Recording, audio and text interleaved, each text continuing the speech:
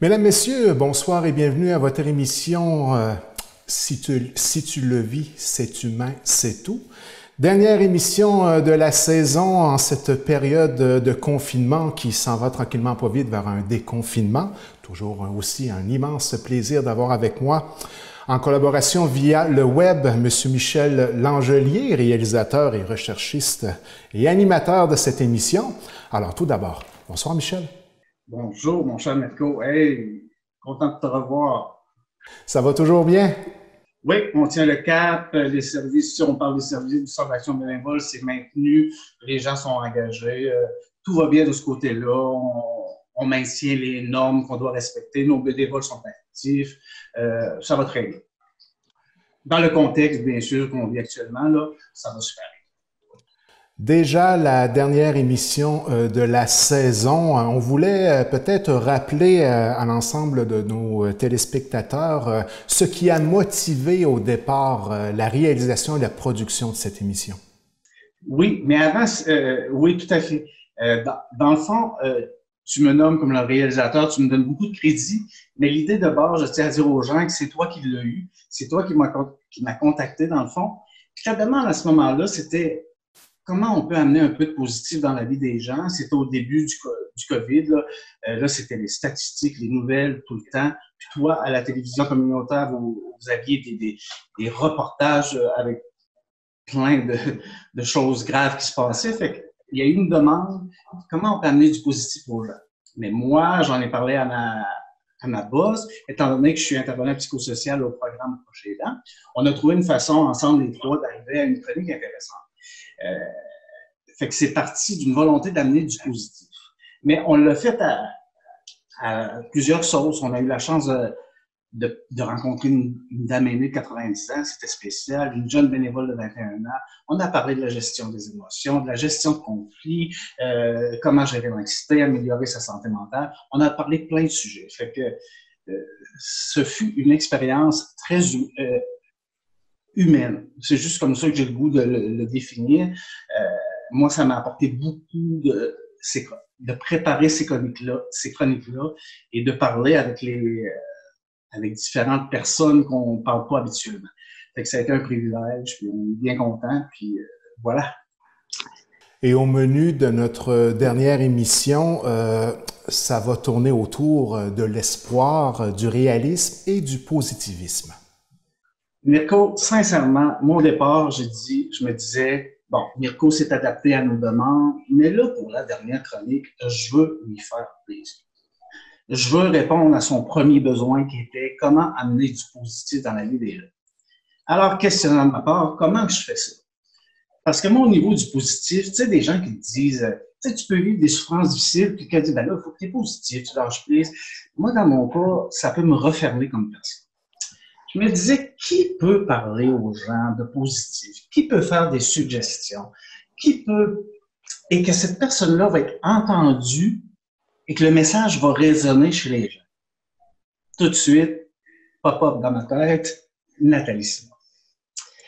Ah mon Dieu. Fait que là, je me suis dit, gars, je vais expliquer un petit peu le lien qui m'unit avec elle après, mais j'ai eu le gars de lui envoyer un long message et elle a répondu rapidement, avec générosité et sans ne fais pas ci, fais ci, fais ça, c'était tu fais ce que tu veux. Fait que ça a été, quand j'ai vu qu'elle acceptait, j'étais très heureux. Mais pour mettre tout ça en lien, dans le fond, les gens se demandent, Nathalie Simard, Michel, bon, on s'entend que la plupart des gens savent mon passé antérieur.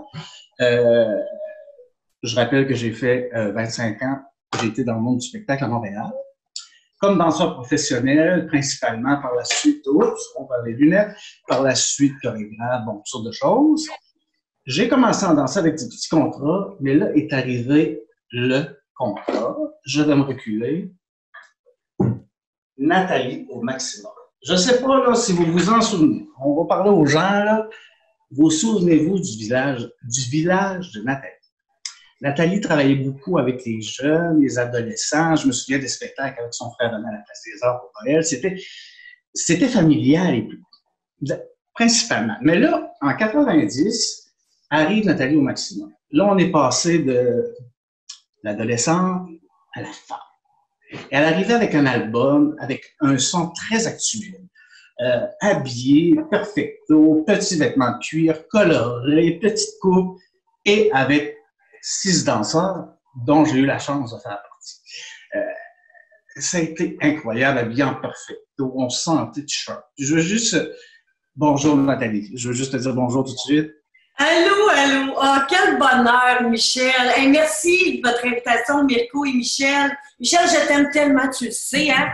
Puis on s'était croisés, justement, j'avais refait il y a quelques années les coffrets du village de Nathalie. Je t'avais croisé à Percé. Ben oui, c'est vrai, c'est vrai. Hey, je capotais. Je dis, ah, Michel, c'était tellement le fun. Puis là, aujourd'hui, on se retrouve pour jaser des vraies affaires de la vie. Mais je veux te dire que ça a été un beau bonheur de travailler avec toi dans le passé. Puis, vous savez, on parle du nouveau style dans le temps, 90, Nathalie, tout ça. Et le style de danse aussi. Oui. C'était pas tous les danseurs qui pouvaient rendre ce style de danse-là. On avait un chorégraphe à l'époque, Michael Fennell, qui est extraordinaire, avec qui j'ai jasé dernièrement, Michel, soit dit en passant, et Lucie Bisson, bref, toute cette belle gang-là. Puis là, je te retrouve aujourd'hui, je suis tellement contente, mais tu es un danseur extraordinaire, une attitude de feu, tellement adorable, un grand homme que j'aime. Puis c'est pour ça que je suis là, mon beau Michel. C'est dur à accepter tout ça, gérer tout ça. Hein? Bon, merci beaucoup. Moi, une belle personne. Mais si Nathalie est là aujourd'hui, c'est parce que quand j'ai travaillé avec elle, sincèrement, on se fait des compliments, mais moi, j'avais jamais vu quelqu'un de positif comme elle. C'est là qu'est parti mon désir qu'elle participe à cette entrevue-là, parce que on dit qu'Obélix est tombé dans la potion magique, mais Nathalie est tombée dans la potion magique du positivisme. Puis je suis certain que si on va regarder son ADN au microscope, je suis sûr qu'elle a de l'ADN de positif. Fait que c'est pour ça qu'elle est là aujourd'hui. Mais avant de te laisser la place avec Mirko, Nathalie, je veux juste partager un moment que j'ai vécu avec toi. Quand le lancement a eu lieu au Spectrum, au défunt Spectrum, Nathalie est habituée à voir les flashs, tout ça. Bref, moi, c'était mon premier contrat. Et le premier single de l'album qui était sorti, ça s'appelait « Sans toi, ni loi », je pourrais la danser encore. Bref, quand on est arrivé sur scène, et là, il y avait les caméras, les flashs, j'en avais des frissons. Fait que ça a été le grand moment de ma carrière que je me souviens encore émotivement comment j'ai vécu ça. Bon, assez parlé de moi. C'est comme si c'était hier, hein? Eh oui, c'est fou, hein? Alors, Mirko, à toi, l'honneur de parler. Avec toi, Michel. Oui, moi, j'interviens de temps en temps. Je me fais plaisir en regardant tout ça aussi. C'est bon. Donc, Nathalie, vraiment un grand plaisir d'être avec toi à cette émission cette semaine. C'est vraiment grandement apprécié. Merci beaucoup pour ta disponibilité. Donc, Nathalie, on peut le dire, étant donné que tu travailles dans le monde culturel, dans le monde du spectacle, quand cette pandémie-là est arrivée un peu sans avertissement, je crois que tu étais en pleine tournée de spectacle pour ton nouveau spectacle, c'est bien ça? Effectivement, moi, j'ai commencé une tournée en 2019 pour mes 40 ans de carrière. Mais précisément, lorsque j'ai ressenti ce qui se passait, moi, j'étais à Matane en conférence. Parce que, vous savez, je continue à donner des conférences. Là, pas en ce moment. On est en train de repenser notre façon de faire. Mais j'étais en conférence à Matane avec deux de mes collègues femmes pour sensibiliser les gens contre toute forme de violence. Et là, on entendait aux nouvelles qu'on avait diminué tous les événements de plus de 150 personnes étaient annulés. Alors, nous, on était corrects. On était 150 cette journée-là. Et là, c'est là qu'on a commencé à ressentir, mais pas trop savoir qu'est-ce qui se passait finalement. Tu sais, on se dit, voyons, c'est quoi qui se passe là? Il y a un virus. Et ça a été une grosse période d'adaptation. Pour la suite, quelques jours plus tard, on apprend qu'il faut rester chez soi. Il faut faire attention qu'on n'ait pas le virus. On est en train d'étudier. Alors oui, c'était effectivement un gros changement. La tournée, les conférences. Là, faut s'arrêter, il faut rester chez nous. Ça nous a tous shaké, toute cette histoire-là. À partir de ce moment-là, il y a un genre de deuil, de contact avec le public que, veux pas, tu as été obligé de gérer. Bien, tout à fait, parce que bon, vous savez, les artistes ont fait la scène, oui, parce qu'on aime ça, mais aussi, surtout, parce qu'on a un contact direct avec le public. C'est pas le fun, la télé, les écrans, tout ça, mais c'est rien, ça ne peut pas arriver à lorsque tu es sur une scène devant 500 personnes ou 1000 personnes qui sont là pour t'applaudir, qui fait que les spectacles sont différents de soir en soir parce que le public change. C'est clair qu'il y a actuellement une forme de deuil. Oui, effectivement, c'est clair que c'est un peu ça. Quand ça va reprendre, on le sait pas. Des fois, on entend des petites brébicités là, de peut-être ça va reprendre, mais on le sait très bien avec la distanciation sociale dans laquelle on vit, c'est impossible, là. Ça serait comme un nid de propagation du COVID-19, surtout qu'on peut être asymptomatique, ressentir qu'on ne sait pas qu'on a le COVID, mais que finalement, on n'a pas de symptômes, mais qu'on peut le propager. D'un coup que je serais asymptomatique, ça serait assez particulier. Bref, c'est ça. C'est une forme de deuil, mais on n'a pas le choix. Toute la planète est plongée dans ce COVID actuellement. À partir de ce moment-là, une journée chez vous, dans la maison de Nathalie, ça se passe comment? On doit réapprendre à vivre d'une façon complètement différente. Ah oui, effectivement. Ben, c'est tout de réorganiser son quotidien, en fait. C'est sûr que la maison, il a passé au grand complet. Hein? Puis je pense pas toute seule. On a fait du ménage parce qu'il faut bouger. Heureusement, je suis très choyée parce que j'ai un beau terrain où je me suis organisée cette année, la première année que je me suis organisée un potager pour éviter justement de sortir le moins possible parce que c'est facile de congeler la viande, les légumes, c'est plus compliqué. Puis alors, on aime beaucoup manger santé. Alors, on s'est dit, on va se créer un beau potager pour éviter justement de sortir le moins possible. Puis c'est ça. Alors, c'est clair que ça a été... tu sais, au départ, hein, je pense qu'on a tous été comme « OK, on va rester chez nous. Oh, c'est cool, c'est le fun. » Mais à un moment donné, après un mois, il y a comme une prise de conscience qui nous frappe dans la face. Et là, on se dit « Ah, c'est vraiment vrai. » Puis après ça, un mois et une semaine, un mois et 2 semaines. Et là, tu te rends vraiment compte que là, c'est, tu sais, avant de réaliser, là, que ce soit dans toutes les formes d'événements qui peuvent arriver dans nos vies, ça nous prend, sur le coup, on est comme figé, tu sais. Puis ça nous prend du temps un peu à comprendre qu'est-ce qui nous arrive. Et le COVID fait partie tu sais, c'est un genre de traumatisme qu'on vit, mais c'est planétaire. C'est ce qui, en quelque sorte, devient un peu rassurant, en ce sens qu'on se dit, on n'est pas tout seul. C'est pas quelqu'un qui me dit, Nathalie, là, faut que tu restes chez vous pendant un temps indéterminé, tu ne pourras plus faire de spectacle. Non, c'est le monde entier qui est plongé dans cette histoire-là. Alors, on fait juste tenter de s'adapter. J'en ai tellement à dire, des fois, j'en perds des bouts, hein? Mais c'est ça, Ça nous amène au fond à réfléchir vraiment autrement, puis ça devient, on a l'impression là de revoir l'ensemble de nos priorités, que ce soit pour les personnes âgées, que ce soit pour les jeunes, les adolescents, ayant des contacts privilégiés à peu près avec toutes les tranches d'âge, parce que je pense que lorsque tu as recommencé les spectacles, c'est un peu ce que tu as constaté, que dans la salle, il y avait des gens de tout âge. Alors, à ce moment-là, il faut vraiment avoir une attitude, je dirais, vraiment positive sur le bilan qu'on peut se faire de la qualité de vie qu'on va avoir à court, moyen et long terme, et toujours garder des projets, se garder l'esprit occupé. Il faut garder le cap malgré la situation. Est-ce que c'est un peu un message qui pourrait ressortir de l'expérience que tu en as personnellement? Ben oui, moi je pense qu'il faut, c'est important de rester positif. C'est sûr que c'est pas facile, hein, quand on regarde tout ce qui se passe dans les CHSLD. Bon, Michel, hier, tu me parlais des proches aidants, des gens qui peuvent pas être proches de des personnes qui sont en besoin actuellement au niveau de la santé. Je veux dire, il y a beaucoup de drames auxquels on est témoin actuellement, auxquels on est mis devant des faits accomplis.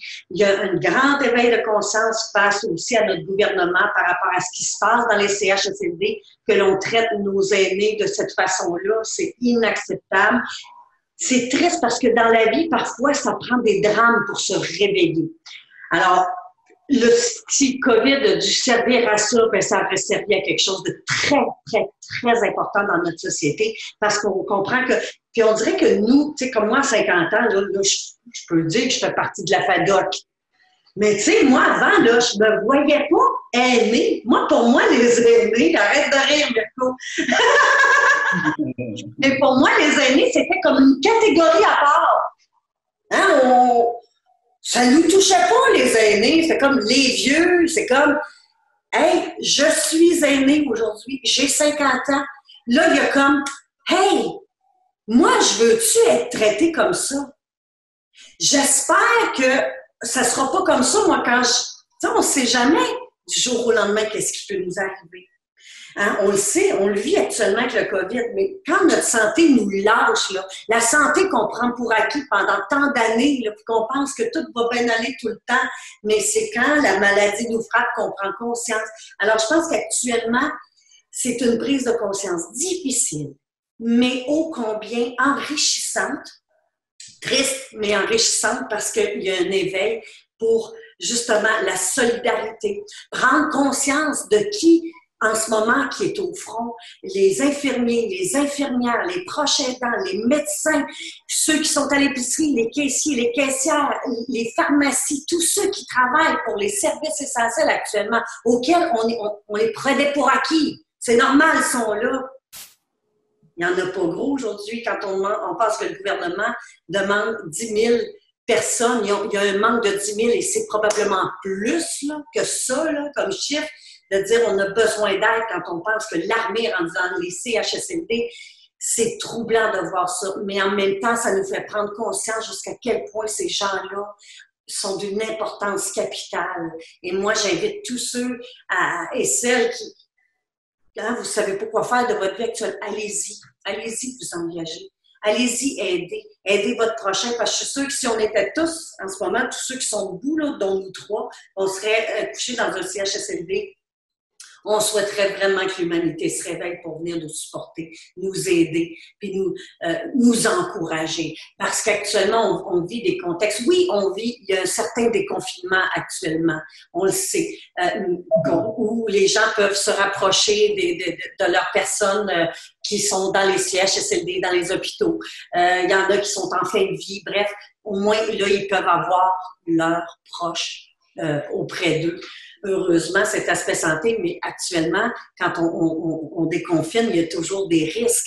Mais à quelque part, on n'a pas le choix de les prendre. Il faut juste prendre les mesures nécessaires, la distanciation, les masques.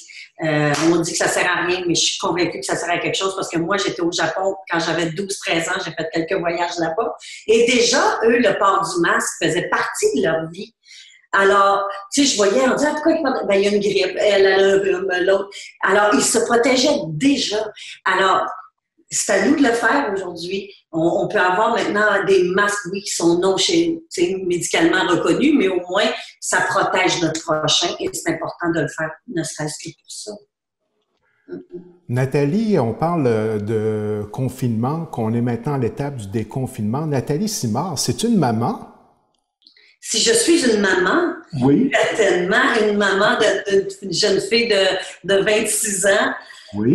Ma belle Ève, je l'aime tellement. Je suis, écoute, puis actuellement, Ève est toiletteuse professionnelle et hier, j'ai commencé justement à aller lui donner un coup de pouce pour l'aider à redonner vie à ces petits toutous qui sont pleins de motons. Mais c'est tellement agréable. Je passe des moments de qualité extraordinaire avec ma fille. Je lui donne de mon temps et je trouve ça important. Puis vous savez, hein, j'ai même eu la réflexion, puis elle n'a pas terminé ma réflexion, mais d'aller aider concrètement sur le terrain. J'y pense de plus en plus parce que nous, les artistes, on va être les derniers à revenir. Et moi, j'aimerais ça pouvoir me rendre utile dans mon quotidien, au-delà de ce que je fais avec ma fille, mais dans les hôpitaux, quoi que ce soit. J'y réfléchis fortement parce que il y a beaucoup d'acteurs qui le font, que ce soit dans les épiceries, tout ça.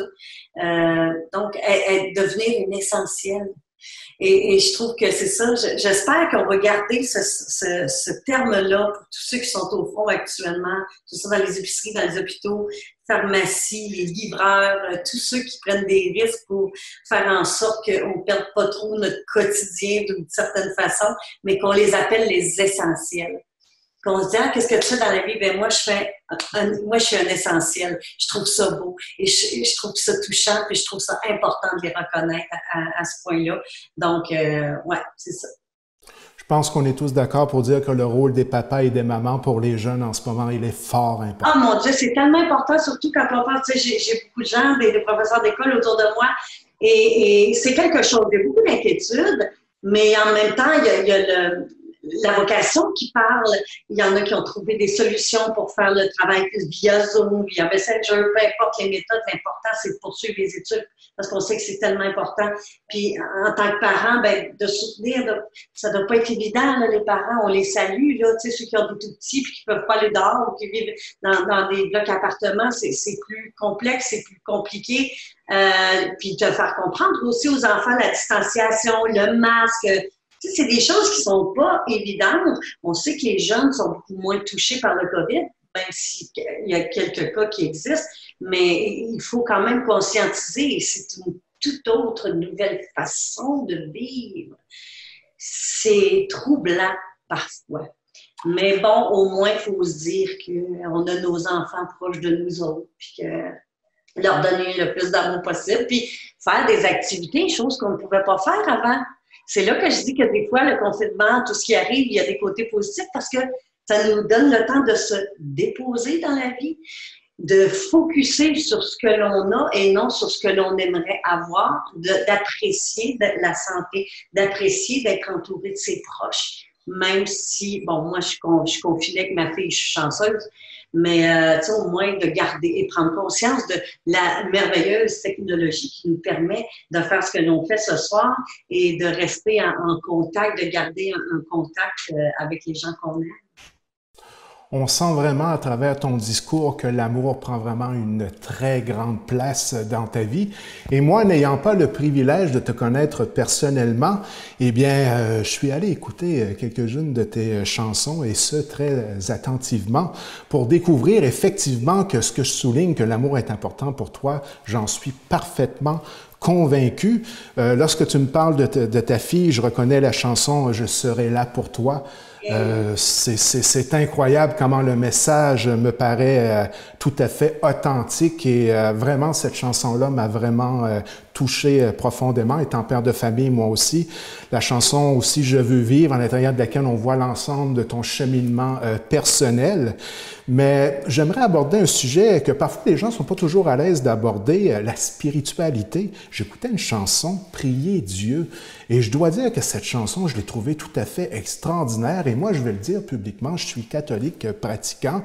Et puis, cette chanson-là, vraiment, là, elle est venue me chercher en termes d'accompagnement en moments difficiles, de réflexion par rapport à l'ensemble de la vie et de rechercher de l'aide au-delà de ceux qui nous entourent immédiatement.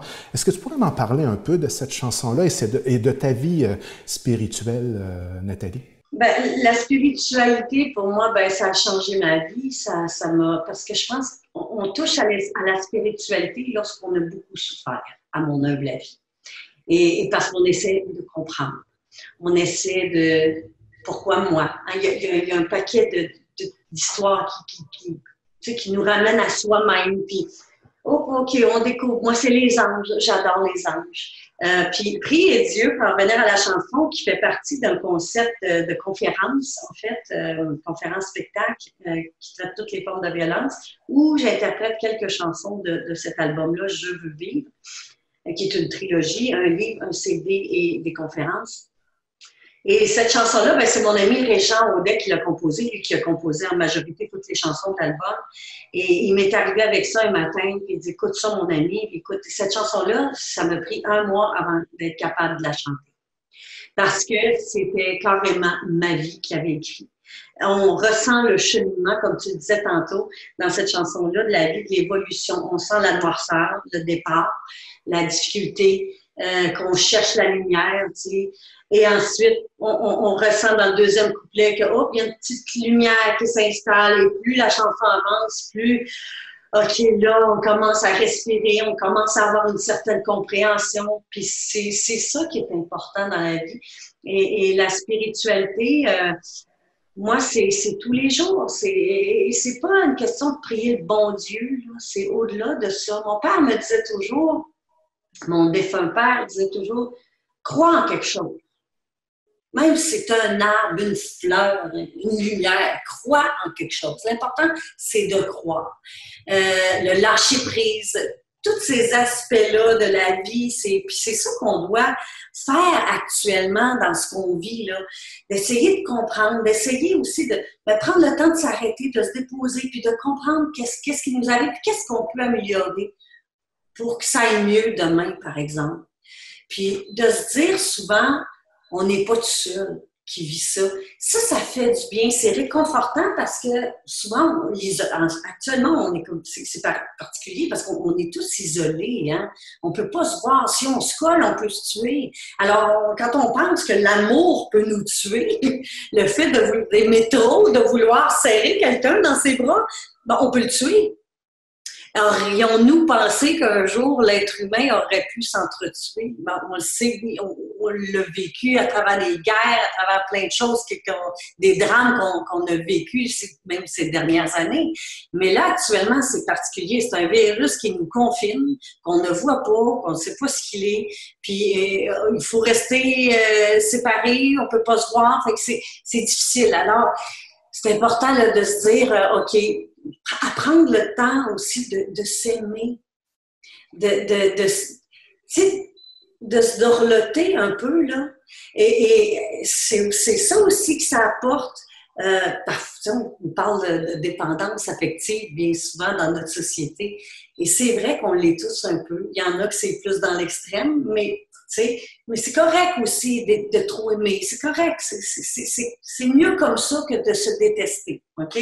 Mais d'apprendre à se dorloter dans le quotidien chez soi. Prenez le temps de vous allumer une petite chandelle. Prenez le temps de vous couler un beau bain, d'écouter de la musique relaxante. Respirez. La respiration, comment est-ce qu'on prend ça pour acquis? On se lève le matin et on est de même. Go, go, go! Avant le COVID, on était comme ça. Oui, vite, faut faire ça, faut faire ça. Puis là, maintenant, on se demande, hey, j'ai mal dans le dos, je sais pas ce que j'ai. Allô? Respirez, prenez le temps. Au moins 4 fois dans votre journée, dire, mettez-vous un petit réveil sur votre cellulaire. Dire, OK, il faut que je respire, là. Juste là, 5 secondes, on retient, puis on relâche, là, c'est comme, on n'était pas conscient comment est-ce qu'on était crispé. Et dans ce temps-là, quand on est détendu, tout passe mieux, l'énergie passe mieux, tout se rend mieux dans le cerveau. Ça fait du bien. Puis c'est ça qu'il faut faire actuellement. Il faut prendre le temps de se prioriser, de prendre conscience comment est-ce qu'on... Moi, je suis chanceuse, j'ai la santé. Je suis très contente. Je suis allée là, récemment passer des tests. Là. J'ai plein de ganglions ici. Là. Bon. Ça va bien, tout est sous contrôle. Il faut que je tienne au courant mon médecin si jamais les ganglions grossissent, quoi que ce soit. Mais tu sais, pour l'instant, je suis en pleine forme. Et j'essaie de faire de mon mieux dans le quotidien, puis de prendre le temps de... Oui, ça va bien aujourd'hui. Oui, ma vie, elle va bien. J'ai travaillé fort, j'ai consulté. Mais tu sais, nos blessures resteront toujours là. Hein? Il y aura tout le temps une petite cicatrice quelque part qui va nous rappeler par où on a passé. Mais l'important, c'est ici, maintenant, aujourd'hui. Puis de continuer à se dorloter et à prendre soin de soi-même, je pense. Je ne peux dire qu'une chose, c'est que c'est tout à fait inspirant de discuter avec toi. Et là, je vais aller un peu dans la surprise, dans le sens où Michel n'est pas du tout au courant de où je m'en vais à partir de maintenant. Donc, moi, Nathalie, ma relation avec toi, c'est vraiment... j'ai l'impression d'avoir grandi en te regardant la télévision, le cheminement de ta carrière et tout ce que tu as vécu. Mais moi, il y a vraiment un moment... et ce matin, en me levant, je l'ai même réécouté, puis là, je vais tomber dans quelque chose. Tu donnais une entrevue dernièrement à une jeune femme qui a des contacts privilégiés avec les enfants au niveau des spectacles et tout ça. Et Goldorak est revenu Et cette jeune femme-là a eu l'immense plaisir d'avoir même le droit à un petit extrait de la chanson. Je la réécoutais ce matin, cette chanson-là, avec ta petite voix de jeune fille. Et puis moi, Goldorak, c'est vraiment... et je peux te dire qu'ici, en Gaspésie, il y a vraiment, vraiment plusieurs fans de cette émission-là. Je sais que tu as gravité autour de plein d'autres émissions, mais particulièrement celle-là. Et là, aujourd'hui, on t'entend, je t'écoutais, une voix... tellement puissante. Vraiment, là, il y a eu vraiment une grande évolution depuis ce temps-là. Mais j'aimerais vraiment avoir le privilège là, de terminer cette entrevue-là avec le même privilège que cette jeune fille a eu, cette jeune femme-là a eu, d'un petit extrait de la chanson Goldorak, le grand, pour ne pas dire Nathalie la grande. Oh, il est super! Alors, tu veux que je te chante ça là? S'il vous plaît. Moi, là, ça va être un souvenir incroyable. Il traverse tout l'univers, aussi vite que la lumière. Qui est-il? D'où vient-il? Formidable robot des temps nouveaux. Il jaillit du fond de la mer, il bondit jusqu'à Jupiter. Qui est-il? D'où vient-il? Ce terrible géant de nouveaux temps, c'est Goldorak, le grand Goldorak.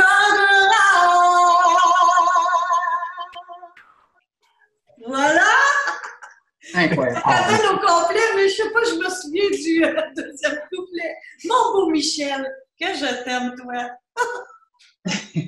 Michel, je te laisse le mot de la fin avec... J'en ai pas.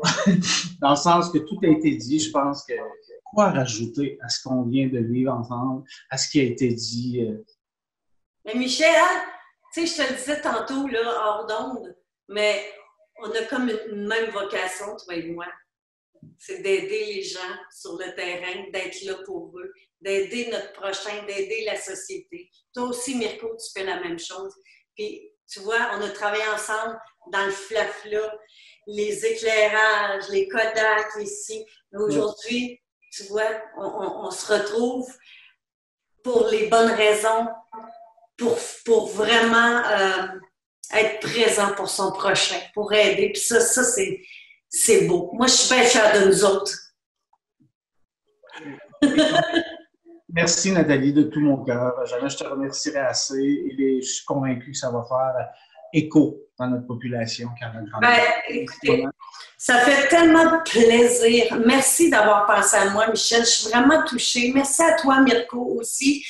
C'est des beaux moments. Puis, tu sais, si on peut apporter un peu de lumière, un peu de bonheur dans ce que l'on vit, là, c'est si important. Puis, ça prend si peu de temps à faire. Donc, je souhaite que, regarde, je vous ouvre mes bras, je vous envoie plein d'amour, puis restons positifs. Tenons-nous, prenons conscience de qui on est, puis d'essayer d'évoluer, écouter les consignes de tout ce qui se passe actuellement. C'est important. Je pense qu'on est dans l'essai-erreur, on sait, nos gouvernements, même planétaires, on n'a jamais vécu ça personne. Alors, soyons conciliants, mais soyons surtout attentifs et prudents pour justement sauver des vies humaines. Quel grand privilège d'avoir réalisé cette entrevue avec toi, Nathalie, ce matin. Ça va demeurer inoubliable de mon côté et je suis persuadé que c'est la même chose pour Michel. Ce fut un grand plaisir, cette rencontre de nous trois ce matin. Michel, est-ce que ça se pourrait que l'émission revienne sous un aspect différent ou qu'un projet similaire voit le jour dans la prochaine saison de la télévision communautaire de Grande-Rivière? C'est certain. C'est sûr que l'intérêt est là, mais j'aime ça, moi, me renouveler dans la vie. On aime tout ça un peu, changer les formules. Je vais arriver avec quelque chose où on va sortir complètement des sentiers battus, toujours dans le même but de faire du travail social de façon différente, de toucher les gens, de parler des vraies affaires. Mais en septembre, on va discuter et on va essayer de rendre ça encore plus vivant à suivre. On se connaissait de vue avant l'émission, Michel. Là, je pense qu'on se connaît beaucoup mieux. Puis ça va toujours être un plaisir de collaborer avec toi, mon cher ami.